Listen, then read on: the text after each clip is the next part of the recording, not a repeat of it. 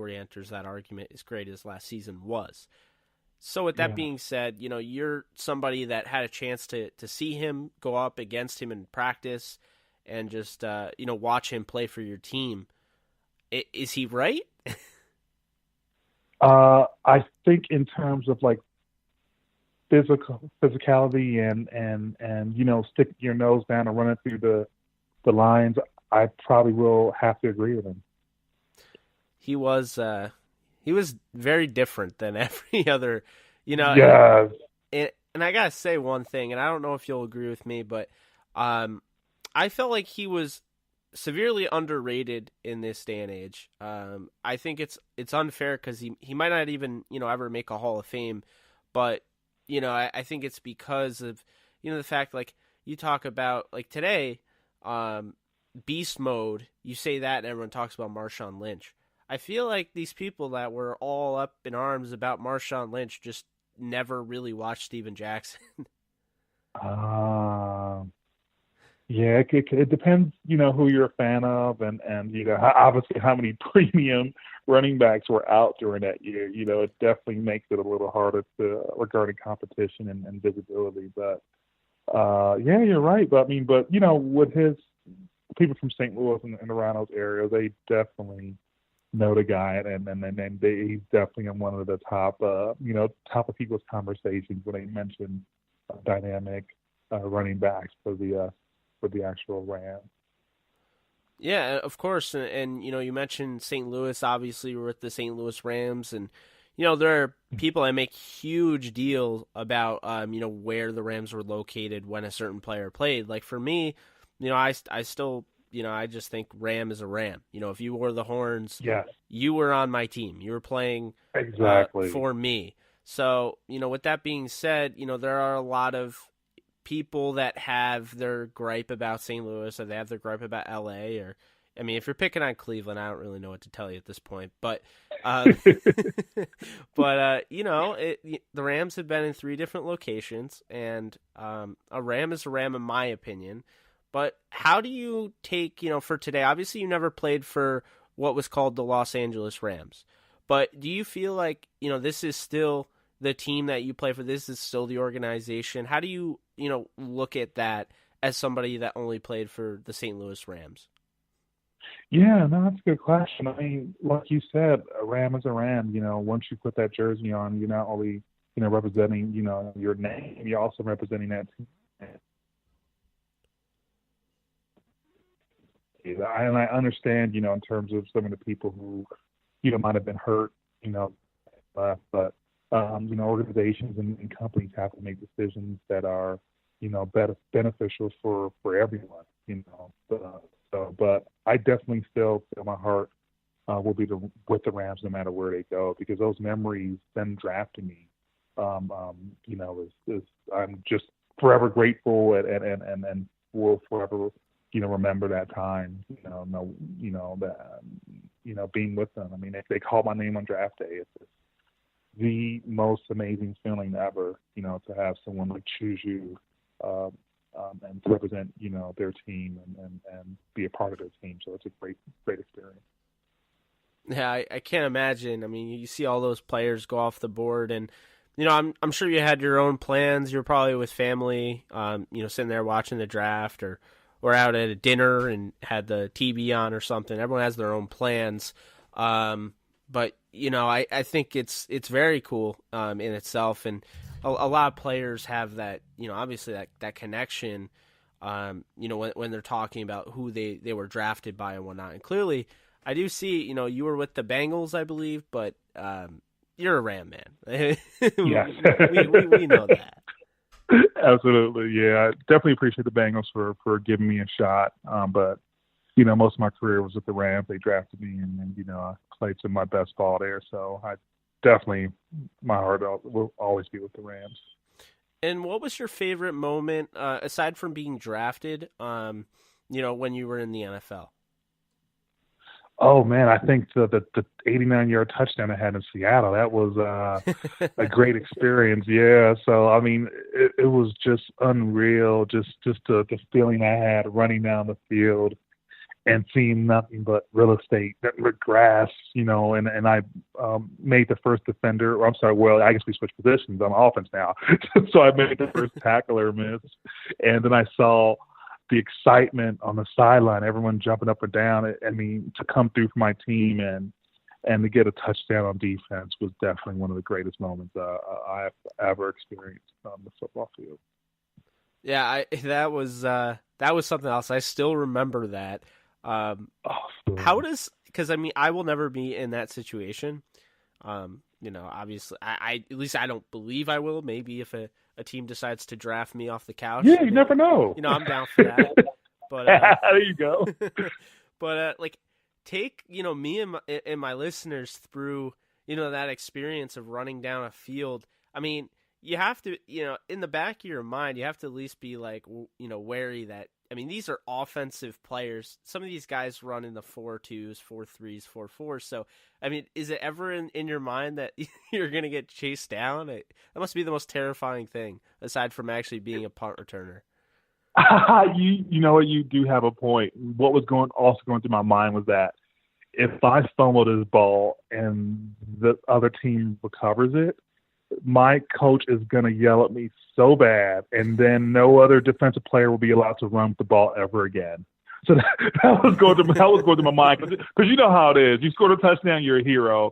You get the ball, run, fumble it, then the coach says, "Don't ever run again." So kind of that was kind of going through my mind, and I knew the first defender I beat, that I was able to beat, I would have clear real estate, and also I was definitely, I put on a little bit more rockets just because, Seattle had a chance to draft and they didn't. So I wanted to put a little juice on there to make like it, make him feel bad. So I felt like, you know what, time to kind of showcase my speed that I had that the Rams drafted me for. So I definitely put on the rockets a little bit more. I paid for it because I was pretty much exhausted most of the game. But I got my win back after halftime, or I guess the next quarter or whatever. But it was definitely worth it. It was just don't get tackled. If I get tackled, do not fumble, because I could already hear my coach yelling at me from the sidelines if I did. But everything worked out. So So is it like one of those movies where everything just goes in slow motion? No, it really does. Like, everything literally is in slow motion. It's just surreal, and then it doesn't actually hit your head till after the game, because everything's still moving so fast. Like the clouds and the stars were just aligned. It was just amazing.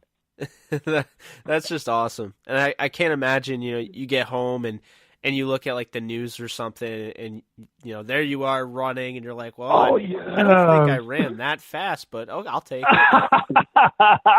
Yes, ironically, you said that, Jake. I got more calls for that touchdown than I did when I got drafted, and half of the calls were like, "Great job, great touchdown." And how much do you weigh again? Because TV adds that extra, it's 15, 20 pounds or whatever people say it. I must have looked really, really monstrous when they saw it on TV or whatever. Oh man, that's awesome. That's so cool. We're recording this. I might have to find a soundbite of that and play that. Introducing the podcast. Nice. Now you got me. I mean, I might have to do that. As long as I can find it. I mean, I know the NFL likes to take down, historic videos off of YouTube. So let's see if I can find it first, and then. Absolutely, yeah. Well, I mean, I think that's just so cool, and it's really cool because something like that, that still sticks in your head to this day, and you're able to talk about it in detail. So I think that's really cool, and just having that human emotion about not like, okay, you didn't pick me, I'm just gonna prove you wrong. Absolutely. I think that's so cool. So many dynamics there. And you mentioned the draft, and I think somebody that is going to have that same reaction is a UDFA that was picked up by the Rams. He came on my podcast. He's about as humble as can be. His name is Tigray Scales, and he went to the same school as you. He is an Indiana Hoosier. He's an inside linebacker. I think he's a a new age inside backer that fell because he didn't run well at his pro day, but he also pulled a hamstring. So there's a lot of factors here. What are your thoughts on young Tigre Scales coming from your alma mater and playing for your former team, or your lifelong team, the Los Angeles Rams, the St. Louis Rams, the Rams, as we put it? Yeah. Yeah. So first off, go Hoosiers. And I am extremely happy and excited for another fellow Hoosier to get the opportunity, not only to play in the NFL, but to play with the Rams. I think it's like they have a great organization.